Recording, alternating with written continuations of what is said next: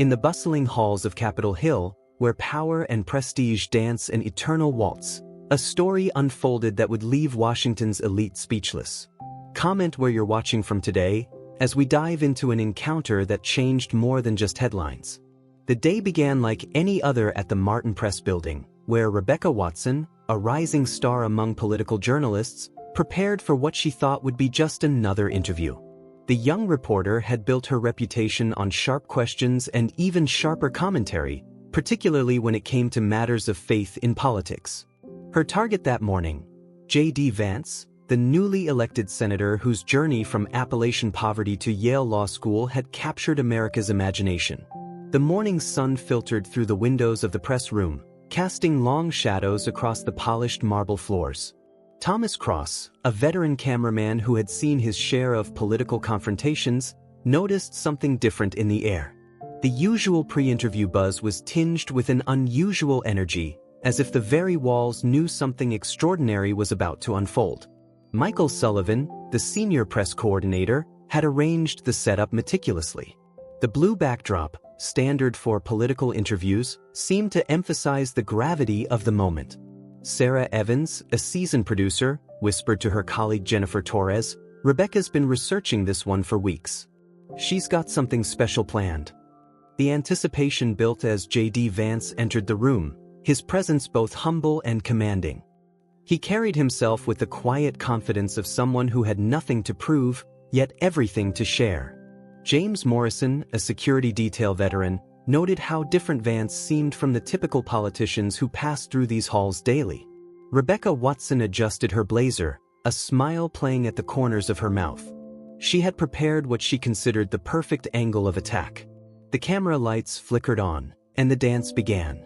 The initial questions were standard fare, policy positions, economic plans, the usual political discourse that echoed through these halls daily. But then came the pivot. Rebecca's tone shifted, ever so slightly, as she broached the subject of faith. "Senator Vance," she began, her voice carrying a hint of skepticism, "you've spoken extensively about your Christian faith guiding your political decisions. Some might say this is rather convenient, given your constituency." The room grew still. Daniel Pierce, an intern who had been organizing press packets, looked up from his work, sensing the shift in atmosphere. Vance's expression remained unchanged, but those who watched closely, like Catherine Barnes, a veteran political correspondent, noticed a subtle strengthening in his posture. "In fact," Rebecca continued, her confidence growing, "your recent statements about prayer and divine guidance in policymaking seem at odds with your earlier writings. Some might call it a calculated political conversion." The antagonism in her tone was unmistakable now. William Parker, a fellow reporter, shifted uncomfortably in his seat. He had seen this strategy before, the attempt to paint religious conviction as political convenience. But something felt different this time. J.D. Vance listened patiently, his hands clasped loosely in his lap. The silence stretched for a moment, heavy with expectation. Then, with a clarity that seemed to cut through the tension like a blade through silk, he spoke 7 words that would echo through the halls of power. "Faith isn't a strategy. It's a transformation." The simplicity and power of his response left the room in stunned silence. Rebecca Watson, who had prepared for defensive justification or political deflection, found herself facing something entirely different. Christina Thomas, a veteran news producer, would later describe it as the moment when cynicism met sincerity and lost. But Vance wasn't finished. With the same measured tone, he continued to share his journey of faith, not as a political talking point, but as a personal transformation. He spoke of doubt, of questioning, of the very skepticism that Rebecca had wielded as a weapon. Yet instead of defensive posturing, his words carried the weight of lived experience.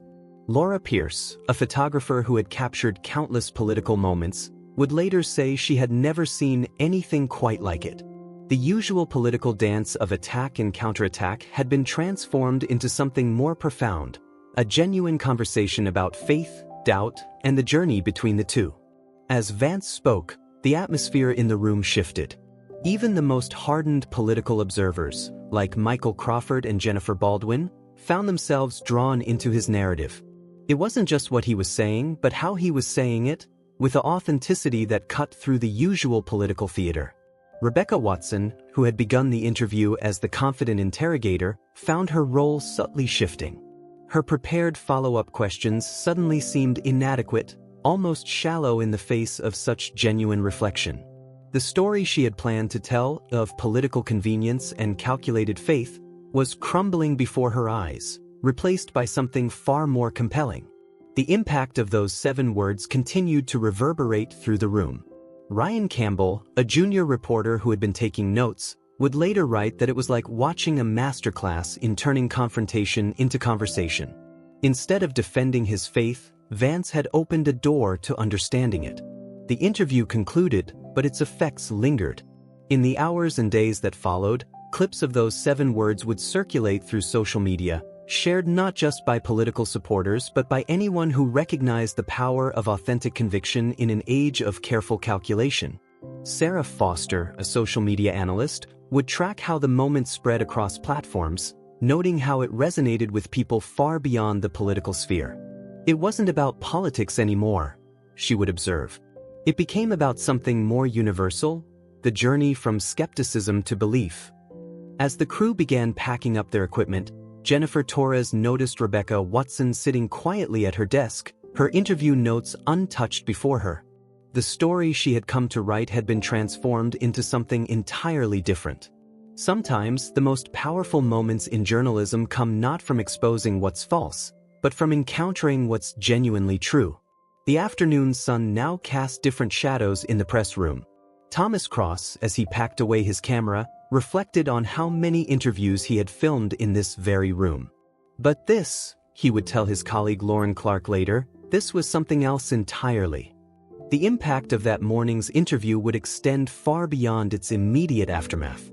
In the days that followed, political commentators like Gregory Ward and Michelle Hammond would dissect every moment, every nuance. But they all seemed to come back to those 7 words. Words that had turned what was meant to be a gotcha moment into a testament to authentic faith. J.D. Vance's response became more than just a soundbite. It became a reminder of how genuine conviction can transform confrontation into conversation. In a political landscape often dominated by calculated responses and careful evasions, his simple statement stood out as a beacon of authenticity. The story serves as a powerful reminder that sometimes the strongest response to skepticism isn't defense but honesty, not counterattack but genuine reflection. In a world where faith and politics often collide in spectacular displays of rhetoric, sometimes the quietest words carry the most weight. Has someone ever challenged your deeply held beliefs? How did you respond? Share your experiences in the comments below. Remember, it's not always about winning the argument. Sometimes it's about bridging the understanding. As J.D. Vance's words hung in the air, the Martin Press building became the epicenter of an unexpected spiritual and political earthquake. The aftermath of those 7 words would ripple through Washington's corridors of power, touching lives in ways no one could have predicted. Rachel Anderson, a senior political analyst who had witnessed countless interviews, watched as Rebecca Watson's carefully constructed narrative crumbled before her eyes. The young reporter's face, usually masked with professional detachment, showed something rarely seen in these halls: genuine contemplation. In the control room, David Mitchell and his technical team sat in unusual silence. They had expected to capture a confrontation. Instead, they found themselves documenting a transformation. The monitors displayed Vance's calm demeanor, a stark contrast to the typical defensive posturing they were accustomed to recording. Marcus Bailey, a veteran sound engineer, would later recall how he could hear the subtle shift in Rebecca's breathing pattern through his headphones. The sharp, assertive rhythm of her earlier questioning had given way to something more measured, more thoughtful. It was as if those 7 words had punctured the bubble of cynicism that often surrounded political journalism. Outside the interview room, Angela Powell, a junior staffer, was frantically texting updates to her supervisor, Michael Crawford. "Something's happening here," she wrote, "something different." Crawford, who had seen every political tactic in the book, would later admit that this was something entirely new, authenticity breaking through the carefully choreographed dance of political discourse. The story began to spread through the building like wildfire. Catherine Stevens, who managed the press pool, watched as reporters who had gathered for other stories abandoned their posts to witness what was unfolding. Even James Gallagher, known for his cynical take on politicians' religious expressions, found himself drawn into the gravity of the moment. Meanwhile, in the adjacent office, Laura Martinez, a fact-checker, was rapidly searching through her databases. She had prepared files on religious inconsistencies in political statements, expecting to support Rebecca's questioning. Instead, she found herself exploring a different kind of truth, one that couldn't be contained in her usual spreadsheets and citations. The atmosphere in the building had shifted. Where there had been an anticipation of conflict, there was now a sense of collective reflection. Jennifer Woods, a photographer who had positioned herself for shots of confrontation, found herself capturing something else entirely: moments of genuine human connection. As the initial shock wore off, different reactions began to emerge. Timothy Grant, a political strategist who happened to be in the building, was overheard telling his assistant, Sarah Phillips, "This changes the entire narrative." He wasn't just referring to the immediate story, but to the broader conversation about faith in public life. Rebecca Watson herself remained in the interview room long after the cameras stopped rolling. Christopher Parker, her usual writing partner, approached cautiously, notepad in hand. "What's our angle?" he asked. The question hung in the air as Rebecca continued to sit in contemplation, her prepared questions lying unused on the desk before her. In the break room, various staffers and journalists gathered, attempting to process what they had witnessed. Michelle Thompson, known for her sharp political commentary, was uncharacteristically quiet. "Sometimes," she finally said to no one in particular, "we forget that behind every political stance is a human journey." The story began to take on a life of its own. Social media coordinator Ashley Wilson watched as clips of the interview started circulating online. But unlike the usual political soundbites that went viral for their controversy, this was spreading because of its authenticity. Daniel Harris, a media analyst, noted how the comments sections under the video clips were different from the usual political discourse. Instead of partisan bickering, people were sharing their own stories of faith, doubt, and transformation. The political had become personal, and the personal had transcended politics. Back in the newsroom, senior editor Thomas Richards faced a dilemma.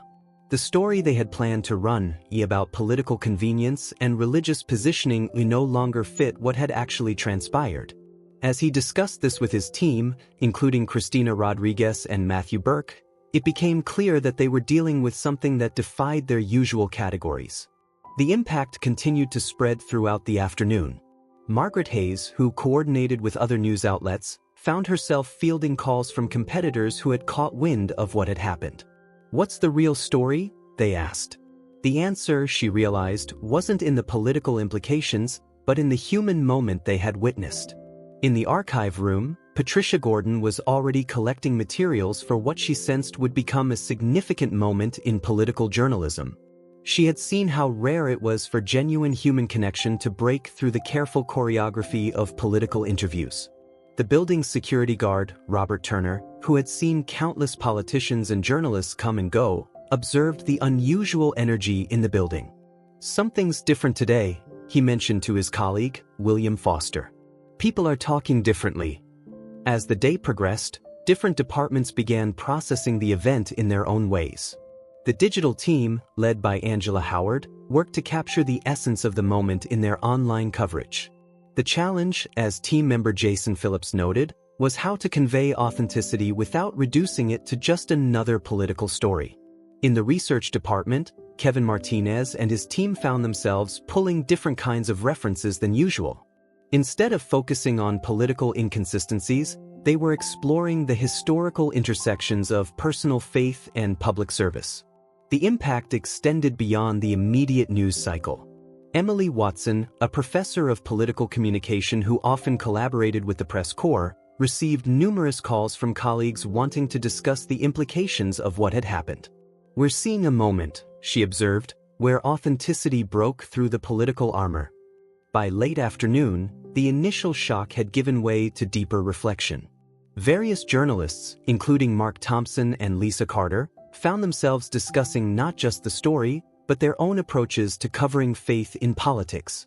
The conversation had shifted from external observation to internal examination.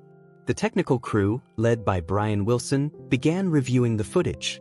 What struck them wasn't just Vance's words, but the ripple effect visible in the room, the subtle changes in posture, expression, and energy as authentic conviction met practiced cynicism. Rebecca Watson finally began to write, but not the story she had planned.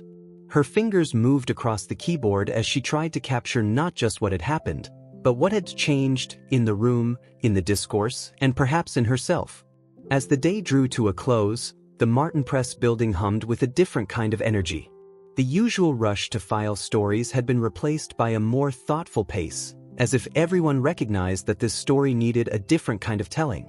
The aftermath of those 7 words continued to resonate through the halls, challenging assumptions about how faith and politics intersect, about the nature of authentic conviction, and about the power of genuine human connection in an often cynical world. Have you ever experienced a moment when someone's authentic response completely changed your perspective? Share your story in the comments below. Sometimes the most powerful change comes not from winning arguments, but from witnessing genuine truth. The sun was setting over Washington, D.C. as the story of J.D. Vance's 7 words began to transform from a local media moment into something far more significant. The ripples of that morning's exchange were spreading far beyond the confines of the Martin Press building, touching lives and challenging perspectives in unexpected ways. Michelle Henderson, a social media analyst at the network's digital hub, watched in amazement as the video clip spread across platforms. Unlike the usual political content that sparked division and anger, this was generating something else entirely. "Look at these comments," she said to her colleague, Ryan Campbell. "People are sharing their own stories of faith and transformation." In the network's main newsroom, veteran anchor Charles Thompson was preparing for the evening broadcast. He had seen thousands of political interviews in his career, but as he reviewed the footage with producer Sarah Martinez, he knew this was different. "We're not just covering a story," he told his team, "we're witnessing a moment of genuine human connection."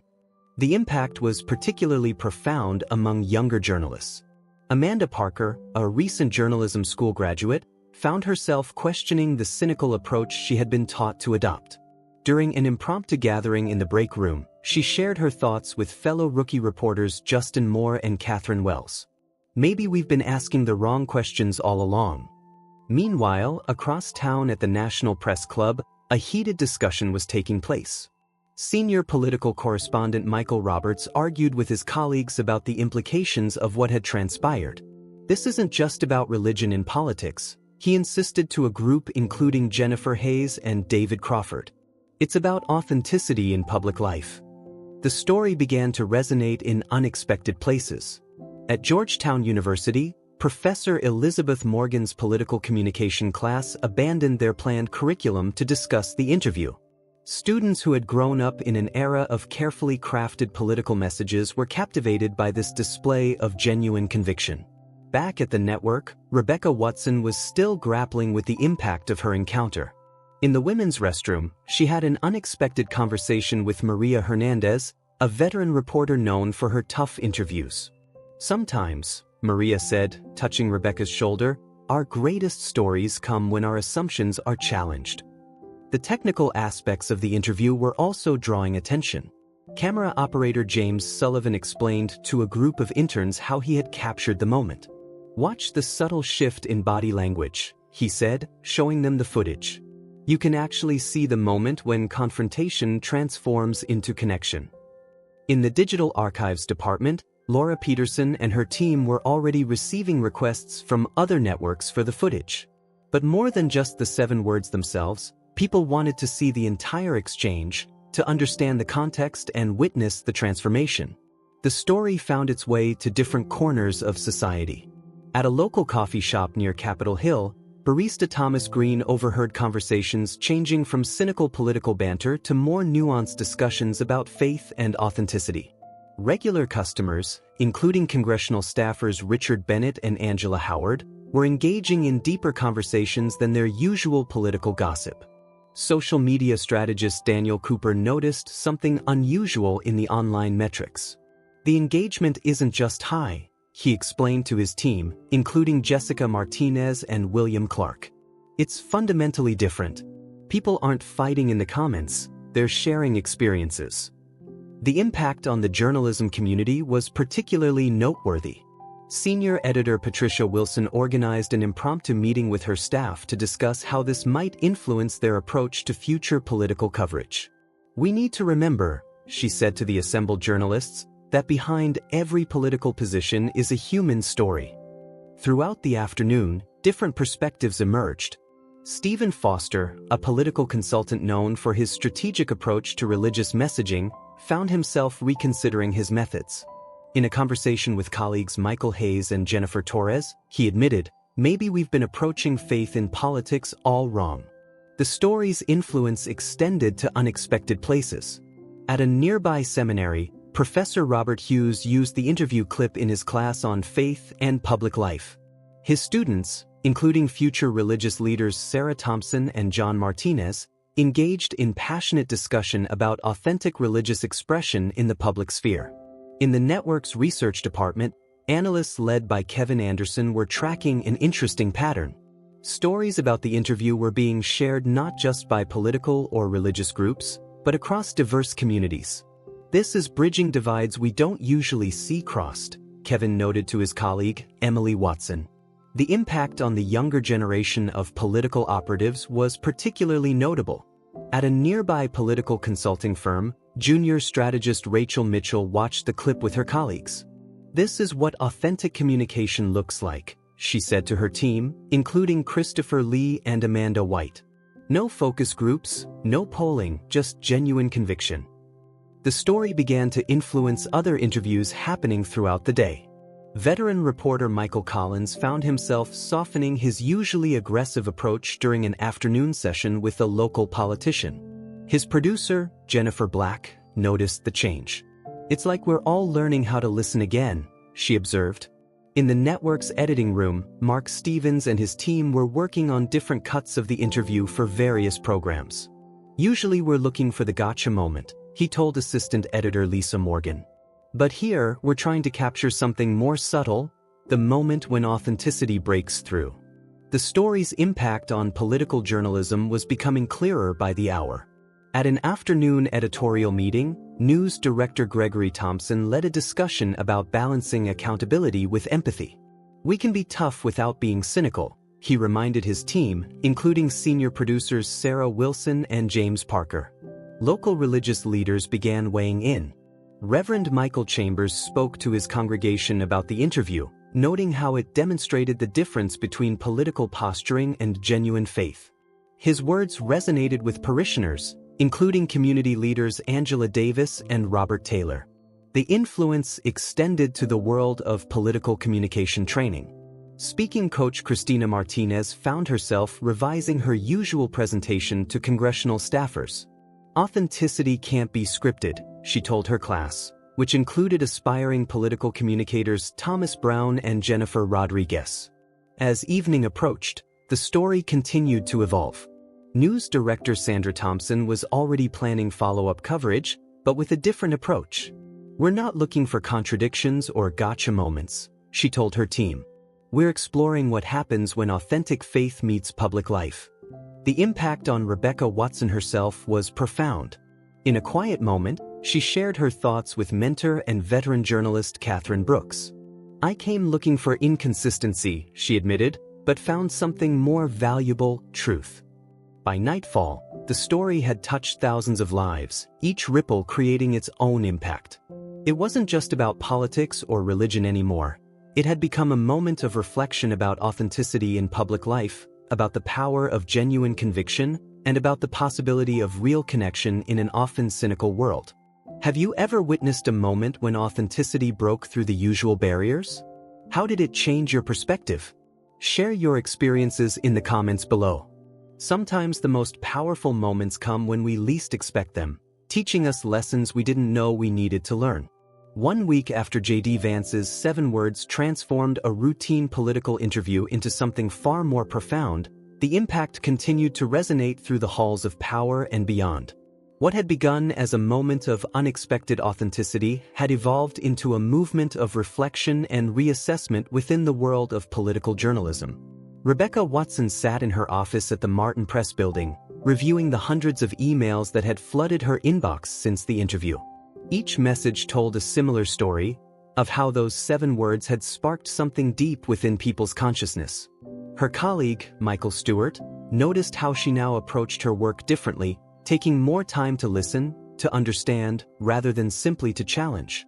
In the network's main conference room, Editor-in-Chief Thomas Richardson led a remarkable meeting. Gathered around the table were veteran journalists like Sarah Peterson and James Morrison, all discussing how to maintain their role as watchdogs while embracing a more nuanced approach to covering faith in politics. "We don't have to choose between skepticism and respect," Richardson noted as Jennifer Adams nodded in agreement. The transformation was evident in unexpected places. At the Congressional Press Gallery, David Thompson, a longtime political photographer, observed how interviews had begun to change. "There's less gotcha and more genuine dialogue," he remarked to his colleague Angela Martinez. "It's as if everyone learned something from that moment." The story had taken on a life of its own in social media.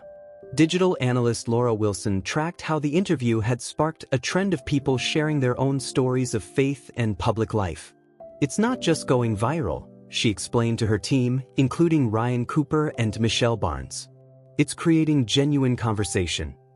Even the most cynical political operators found themselves affected. Stephen Carter, a veteran campaign manager known for his ruthless approach, admitted to his staff, including Jessica Roberts and William Chin, "Maybe we've been underestimating the power of authentic conviction in public life." The impact on young journalists was particularly profound. At Columbia Journalism School, Professor Elizabeth Morgan invited Rebecca Watson to speak to her students. Among them was Daniel Peters, who would later write, "We came expecting to learn about political reporting.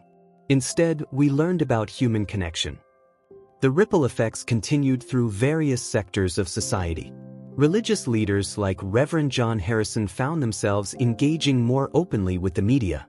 "There's a new willingness to discuss faith honestly," he told his congregation, including community leaders Mark Anderson and Patricia White.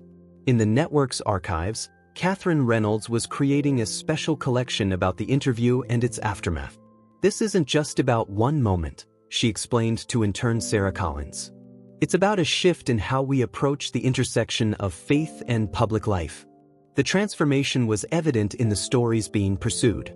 Senior producer Michael Crawford noticed how reporters like Jennifer Taylor and Robert Hughes were spending more time understanding the personal journeys behind political positions. "We're asking different questions now," Crawford observed. "Deeper ones." Local news organizations began to follow suit. At the Washington Herald, editor Amanda Pierce encouraged her team to explore stories of authentic faith in their community. Reporters like Thomas Green and Lisa Martinez found themselves writing pieces that would have seemed out of place just weeks before. The academic world took notice as well. Dr. James Wilson, a professor of political communication, began a research project examining how authentic expressions of faith could transform public discourse. His graduate students, including Maria Hernandez and David Brooks, found themselves exploring new territory in political dialogue. The story's impact extended to unexpected places. At a corporate communications firm, consultant Rachel Anderson used the interview as a case study in authentic leadership. "This isn't about politics," she told clients like Michael Bennett and Christina Lee. "It's about genuine human connection." The transformation was perhaps most visible in the changing nature of political interviews. Veteran broadcaster Charles Thompson noted how both interviewers and subjects seemed more willing to engage in genuine dialogue about matters of faith and conviction. "We're having real conversations now," he told producer Sarah Foster. Even the technical aspects of political coverage had evolved.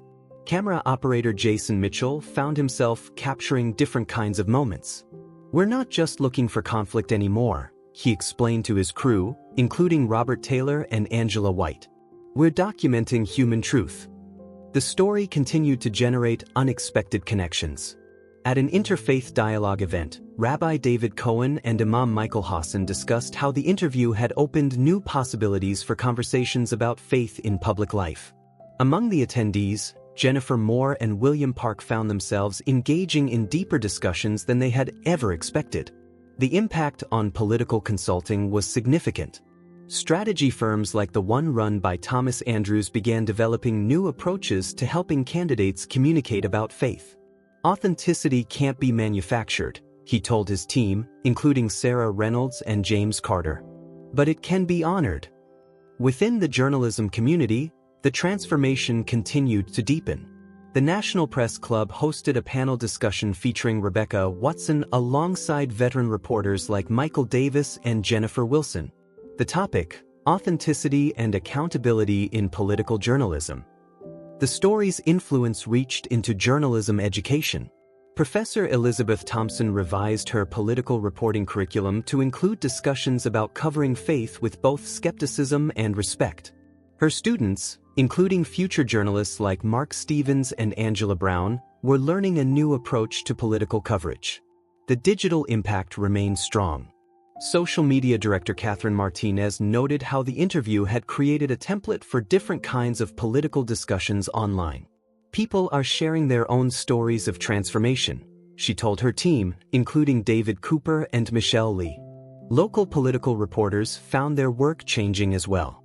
At community papers and stations across the country, journalists like Thomas Wright and Sarah Henderson began approaching faith-based stories with new perspective. "We're not just covering positions," Wright noted. "We're exploring journeys." The transformation extended to how political campaigns approached faith-based messaging.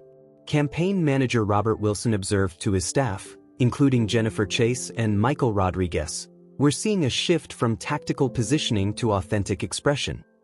Even the language of political coverage had begun to change. Editor Sarah Thompson noticed how reporters like James Anderson and Christina Moore were finding new ways to write about faith in public life, moving beyond cynicism without abandoning critical thinking. As the weeks passed, the impact of those 7 words continued to resonate. In newsrooms, campaign offices, and communities across the country, people found themselves reflecting on the role of authentic faith in public life. The story had become more than a moment, it had become a movement. Rebecca Watson, the journalist whose confrontational question had sparked it all, found herself transformed as well. In a reflective piece she wrote for the Sunday edition, she shared how the experience had changed her approach to political journalism. "Sometimes," she wrote, "the biggest stories come not from what we challenge, but from what we learn to understand." The legacy of that interview continues to influence political discourse today. It stands as a reminder that in an age of careful calculation and strategic positioning, authentic conviction still has the power to break through barriers and transform conversations. Have you experienced a moment that changed how you view faith in public life? Share your story in the comments below. Sometimes the most powerful transformations begin with a simple truth, spoken from the heart. Remember to subscribe to our channel for more stories that explore the unexpected moments that change how we see the world. Until next time, this has been a story about how 7 words transformed not just a political interview, but our understanding of faith, authenticity, and human connection in public life.